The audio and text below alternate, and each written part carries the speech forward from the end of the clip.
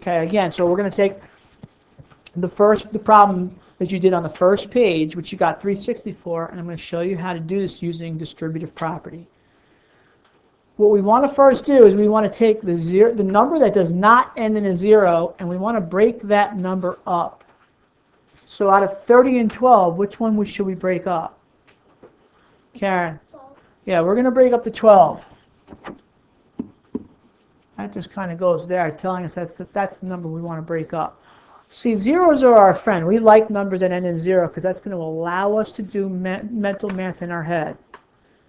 So now that we know that 30 is going to stay the way it is, I'm going to put the 30 here, and I'll explain what these parentheses mean here in a minute.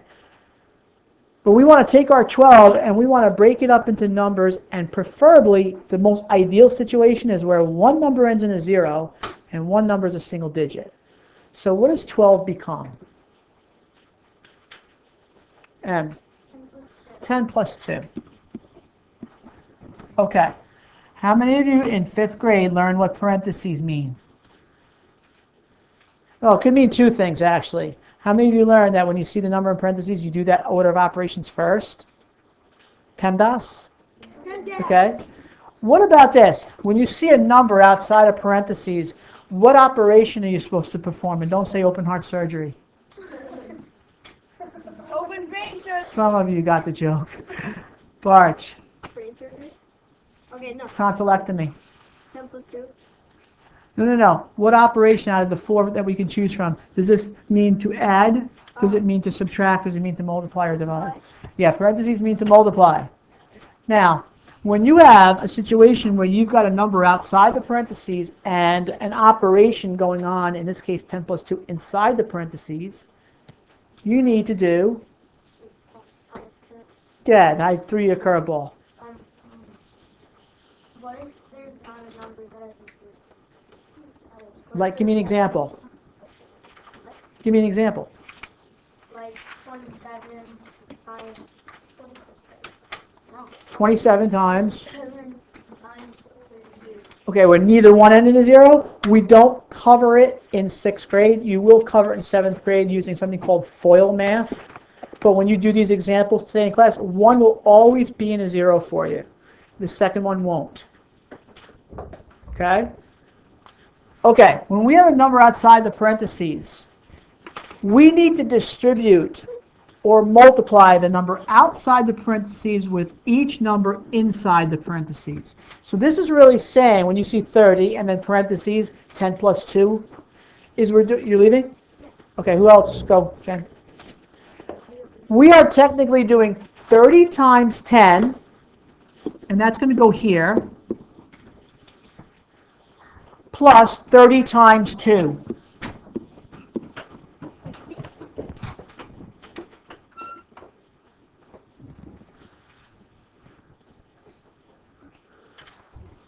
And we're going to get to what's called a partial product. 30 times 10 is what? And you can use the 0 trick here. The 0 trick says take your 3 and your 1 and multiply it. And we have a 0 here and a 0 here, so we're going to add 2 zeros. Now 30 times 2. 3 times 2 in your head. 3 times 2. Add a 0.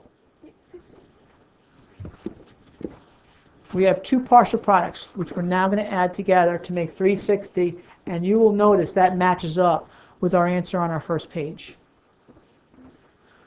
Let's do the second one together.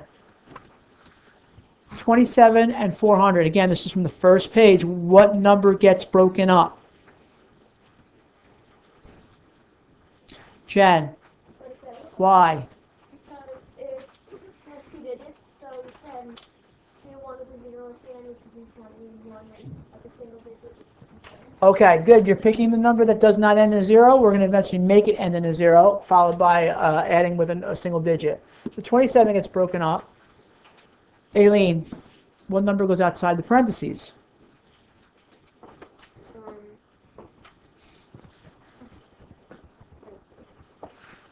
You have a choice, 27 or 400. Which number goes outside the parentheses?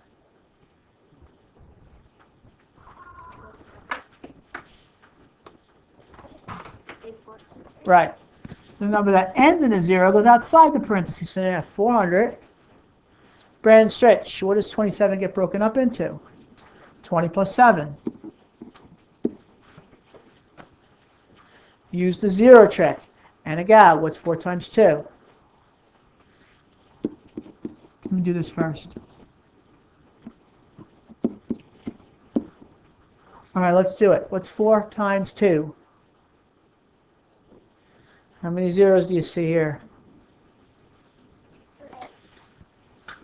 How many zeros? 2 here and 1 here. How many total? Okay, so now we have 8,000.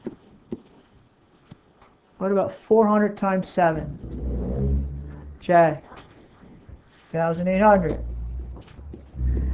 Add them together and it should match up with what you got on the first page. 10,800. Seal. Say it again? You always need like apostrophes. What do you mean apostrophes? Like in the thousands and stuff. Like If it gets more than 1,000, I'd say when you get to 5 digits, I'll put it in there. Ready for a harder one? Kind of really what's at the at essence of lesson 10 is using distributive property with decimals. Okay? You will see it actually makes things easier than having to multiply all of this together. What number gets broken up? Start with that. What number gets broken up?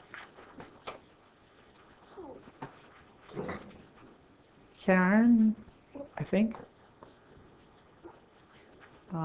Jewel? Sure, it's the number that does not end in a 0. 10.6. No different there. What number goes outside the parentheses? Karen. Nothing's different there.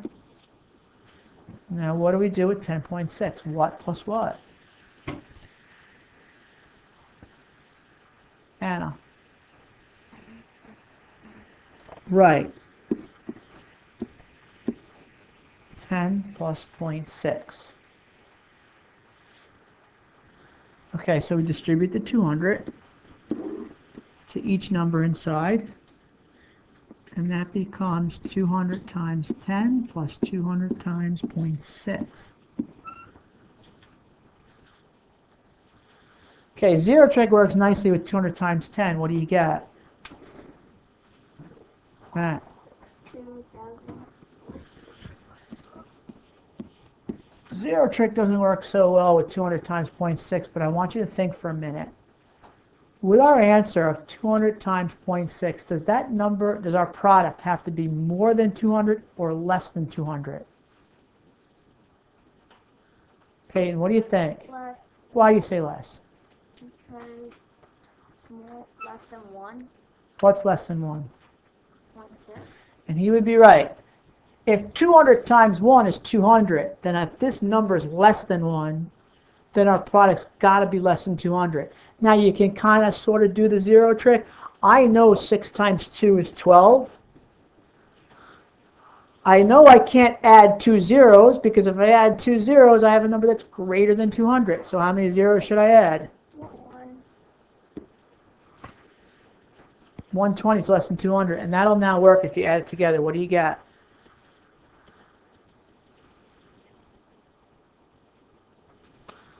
Lee. You got it, and that's our answer for 200 times 10.6.